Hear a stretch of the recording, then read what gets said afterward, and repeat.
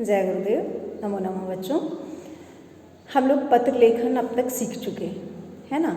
अब हम लोग आज से सीखेंगे संस्कृत में अनुच्छेद लेखन। ठीक है, ये आपको 7 नंबर का आएगा अनुच्छेद लेखन। तो अनुच्छेद लेखन के लिए हम लोगों को कुछ महत्वपूर्ण बातों पर ध्यान रखना चाहिए, किस प्रकार हम अनुच्छेद को लिखेंगे।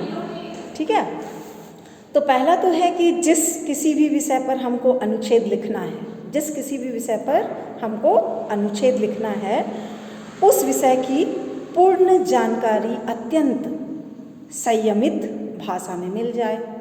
मतलब संक्षिप्त, छोटे और संयमित भाषा में, जो बहुत बढ़ा चढ़ा कर नहीं बोला गया हो, इस बात का हमको ध्यान रखना चाहिए। दूसरा क्या है कि हम ध्यान दें कि अनुच्छेद जो है एक अनुच्छेद से ज़्यादा ना हो। भाषा जो है अनुच्छेद की वो सरल और भाव स्पष्ट होने चाहिए।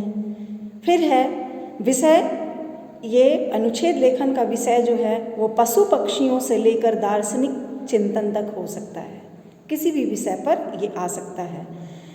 इसीलिए सभी विषय के लिए अनुच्छेद लिखने की जो शैली है वो एक सी निर्धारित नहीं की जा सकती है, इस बात का ध्यान रखेंगे। इसके बाद फिर है कि संस्कृत का अनुच्छेद लेखन, संस्कृत का जो अनुच्छेद लेखन होता है वो ठीक अंग्रेजी के पैराग्राफ राइटिंग के समान ही होता है, उससे कुछ और अलग हट के नहीं होता है। जैसे आप अंग्रेजी में पैराग्राफ लिखते हैं, एक पैराग्राफ, उसी तरीके से संस्कृत में आपको एक अनुच्छेद लिखना है। ठीक है, तो एक हम उदाहरण के तौर पर, अभी आने वाला माह जो है बसंत पंचमी है, और बसंत पंचमी में हम लोग जानते हैं कि सरस्वती पूजा मनाई जाती है। तो हम लोग सरस्वती पूजा के ऊपर हम आपको एक उदाहरण के तौर पर अनुच्छेद बतलाते हैं कि किस प्रकार उसको लिखना चाहिए। ठीक है, तो सरस्वती पूजा, हम लोगों को पहले ध्यान देना है कि सरस्वती पूजा कब मनाई जाती है, इस बात को हमको संस्कृत में फिर लिखना है। हम लिखेंगे प्रतिवर्षम माघ शुक्ल पंचम्याम तिथौ जनाः सरस्वती पूजनोत्सवम मन्यन्ते, है ना। इसका मतलब हिंदी में हुआ कि प्रतिवर्ष माघ महीने की शुक्ल पक्ष की पंचमी तिथि को लोग सरस्वती पूजा के रूप में मनाते हैं। अस्मिन् दिने पाठशालायां विद्यालये महाविद्यालये ग्रामे ग्रामे च जनाः सरस्वत्याः प्रतिमां स्थापयन्ति, है ना।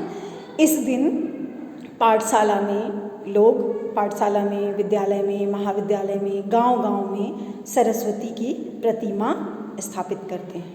ठीक है, इसके बाद तस्याः प्रतिमायाः प्राण प्रतिष्ठां च कुर्वन्ति, है ना, उस प्रतिमा की प्राण प्रतिष्ठा करते हैं। षोडशोपचारैः पूजयन्ति च, और 16 उपचार से उनकी पूजा करते हैं। 16 का अर्थ होता है उनका श्रृंगार करना, उनको वस्त्र पहनाना, उनके स्नान आदि का ध्यान रखना, मंत्र स्नान करवाते हैं, फल पुष्प आदि चलाते हैं, माल्यार्पण करते हैं, इन सब चीज़ों को करते हैं। तो एक संधि सारा जितने 16 प्रकार के पूजा की विधि है और 16 प्रकार की वस्तुओं को हम लोग उसमें चढ़ाते हैं, तो इसलिए 16 उपचार एक साथ लिख दिए, तो अलग अलग से हमको ज़्यादा चीज़ लिखने की ज़रूरत नहीं पड़ेगी, संक्षिप्त हो गया ये एक वर्ड में। इसके बाद फिर है कि जनाः सरस्वत्याः स्तवनम माल्यार्पणम च कुर्वन्ति, लोग सरस्वती की स्तुति करते हैं और माला अर्पण करते हैं।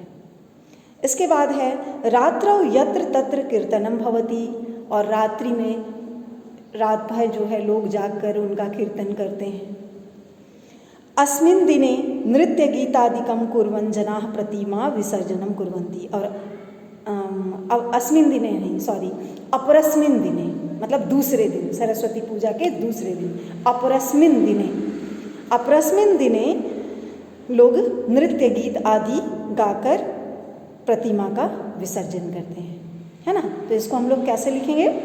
अपरस्मिन् दिने नृत्य गीतादिकं कुर्वन् जनाः प्रतिमा विसर्जनम कुर्वन्ति, प्रतिमा का विसर्जन करते हैं। बस ये हमारा एक छोटा सा एक पैराग्राफ हो गया। इसमें हमने संक्षिप्त परिचय सरस्वती पूजा के बारे में दे दिया, सरस्वती पूजा कब मनाई जाती है ना, और कहाँ कहाँ मनाई जाती है। ठीक है। फिर लोग जो है इस दिन सरस्वती की मूर्ति की कैसे पूजा करते हैं ये मेंशन कर दिया। सरस्वती की आराधना यानी स्तुति गाकर करते हैं ये हम लोग मेंशन कर चुके, और रात भर जाग के कीर्तन करते हैं ये मेंशन, और दूसरे दिन जो है प्रतिमा का विसर्जन हो जाता है ये हम लोग बता चुके। तो इस तरीके से संक्षिप्त सरस्वती पूजा के बारे में बता दिया, और ये हमारा एक अनुच्छेद में कंप्लीट हो गया। इसका हम फोटो खींच कर डाल देंगे, ये जो मैंने उदाहरण के तौर पे सरस्वती पूजा पर अनुच्छेद लिखा है, आप इसको पढ़कर देख लेंगे। और अगले वीडियो में हम दूसरे अनुच्छेद पर बताएंगे, दूसरा टॉपिक जो संभावित है, जो आ सकता है। अभी फरवरी महीने में आपका बोर्ड एग्ज़ाम होने वाला है, तो इसलिए संभावना है बसंत पंचमी के अवसर पे हो रहा है तो कहीं सरस्वती पूजा पर आ जाए, इसलिए मैंने ये आपको बताया है। ठीक है बच्चों, जय गुरुदेव, धन्यवाद। अगले बार बताएंगे।